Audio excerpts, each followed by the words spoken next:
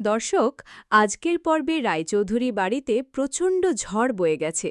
রাধিকা দিদিয়া অনেক বছর পর বাড়িতে ফিরে এসে সবার সামনে ক্ষমা চাইলেও রাজীব রায়চৌধুরী তাকে মেনে নিতে একেবারেই রাজি নন।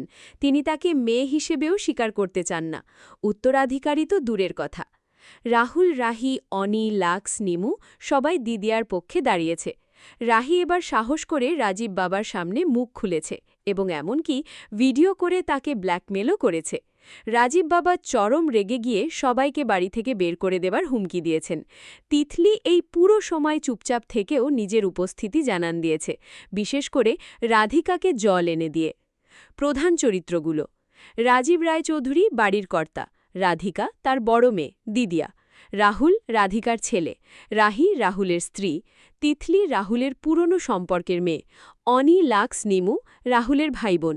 রাজীব বাবার সবার ওপর কর্তৃত্ব দেখাচ্ছেন। রাহি এখন সবচেয়ে সাহসী ভূমিকায় আছে। রাধিকা মা ছেলের সম্পর্ক ফিরে পাওয়ার চেষ্টা করছেন। তিতলি এখনও শান্ত দেখালেও তার চোখে নতুন চক্রান্তের আভাস স্পষ্ট। আগামী পর্বে কি হতে পারে? সম্ভাবনা আছে যে রাজীব বাবার রাগ আরও বাড়বে। রাহি তাকে ব্ল্যাকমেল করার জন্য আরও ঝামেলায় পড়তে পারে। তিতলি এই সুযোগে রাহুলের কাছে নিজেকে আরও ক্লোজ করে তোলার চেষ্টা করবে।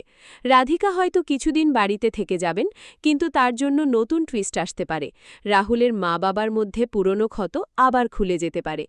তিতলি হয়তো রাধিকার ফিরে আসাকে নিজের পক্ষে ব্যবহার করে রাহিকে আরও ছোট করে দেখানোর চেষ্টা করবে, অথবা রাজীব বাবা কোনো চরম সিদ্ধান্ত নিতে পারেন যেটা পুরো পরিবারকে ভেঙে দিতে পারে। দর্শক, এই পর্বে রাহির সাহস আর রাজীব বাবার রাগই সবচেয়ে বেশি নজর কেড়েছে। আগামী পর্বে কে জিতবে আর কে হারবে সেটা দেখতে তোমাদের চ্যানেলে লাইক দাও, সাবস্ক্রাইব করো আর বেল আইকন অন করে রাখো। কমেন্টে জানাও তোমার মতে রাহি কি রাজীব বাবাকে সামলাতে পারবে, নাকি তিতলি আবার খেলা ঘুরিয়ে দেবে। তোমাদের কমেন্ট আমাদের খুব উৎসাহ দেয়। লাইক, শেয়ার আর সাবস্ক্রাইব করতে ভুলো না।